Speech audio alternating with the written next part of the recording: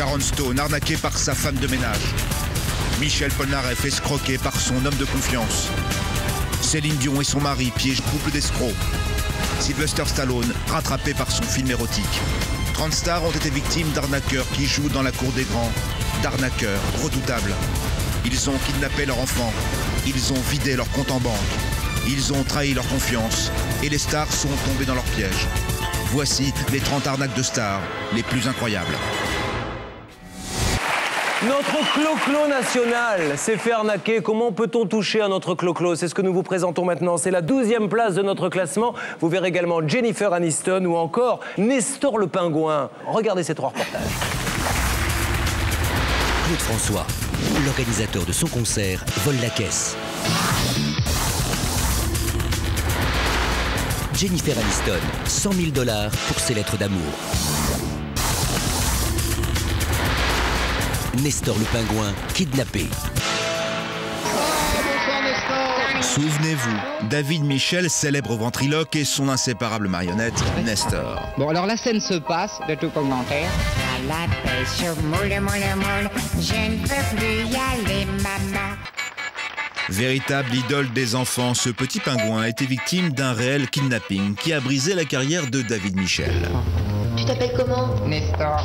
Et tu viens de... 1972, la France entière découvre David Michel. Nestor. Pendant 10 ans, le duo enchaîne les télévisions, les radios et les disques. Difficile d'échapper au phénomène. Nestor est partout. Calendrier, drap, bande dessinée, et il rapporte beaucoup d'argent à son créateur. Ça marchait très très bien, il passait tous les jours en radio, il était hyper coté, il y avait une télévision par semaine. Mais un soir d'octobre 1982, l'incroyable va se produire. Un fait divers qui va mettre un terme brutal à cette belle histoire. David Michel est en route pour un cabaret où il doit donner un spectacle. Il fait un détour par son appartement, laisse Nestor dans sa voiture, quelques minutes seulement. Lorsqu'il revient, Nestor n'est plus là. L'heure est grave. David Michel doit se produire le soir même dans 3 cabarets. De plus, il est sous une chaîne de télévision et une radio. Et son nouveau tube doit sortir dans quelques jours. C'est l'affolement le plus total puisque j'ai plus d'instruments pour travailler. David Michel n'a pas de double de sa marionnette. Nestor est un modèle unique qu'il a fallu des mois pour fabriquer. Paniqué, il téléphone à son agent de l'époque. Et là, c'est très fâcheux parce que moi, j'ai pris, en qualité d'attaché de presse, j'ai pris, je crois, équivalent de 7 grosses télévisions importantes sur les 3 chaînes de l'époque. J'ai des interviews en radio, j'ai des interviews en presse écrite. Et du coup, on n'a plus la marionnette pour faire aussi bien les séances de photos que les interviews. J'avais plus de travail, j'avais plus d'instruments, j'avais plus d'horizon. Du jour au lendemain, David Michel se retrouve donc au chômage. Et la nouvelle de l'enlèvement de Nestor se propage à l'Est. Au même moment, son agent a une idée. Pourquoi ne pas lancer un appel à témoins à la radio? J'estime que la seule manière et la seule façon de récupérer Nestor, c'est d'en faire une affaire un peu nationale. Les auditeurs appellent par milliers. Tous pensent avoir retrouvé Nestor. En réalité, des peluches à son effigie.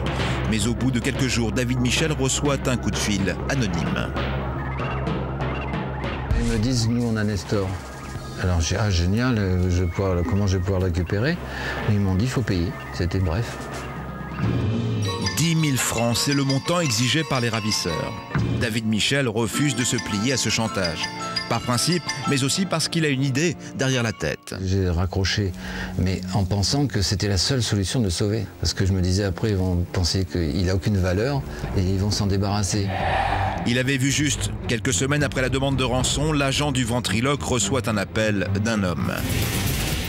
Bonjour monsieur, j'ai votre numéro de téléphone de la maison de disques par hasard, puisque j'ai acheté une marionnette de Nestor au puce.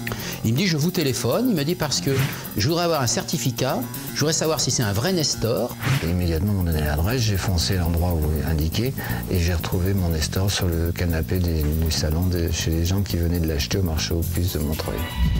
Nous sommes fin octobre 82. Nestor a été bradé pour 150 francs par un vendeur à la sauvette. Tout est bien qui finit bien? Pas vraiment. David Michel est trop fort. Fangio lui-même avait été enlevé. Oui, il avait été... Nestor le Pingouin, kidnappé. Céline Dion, son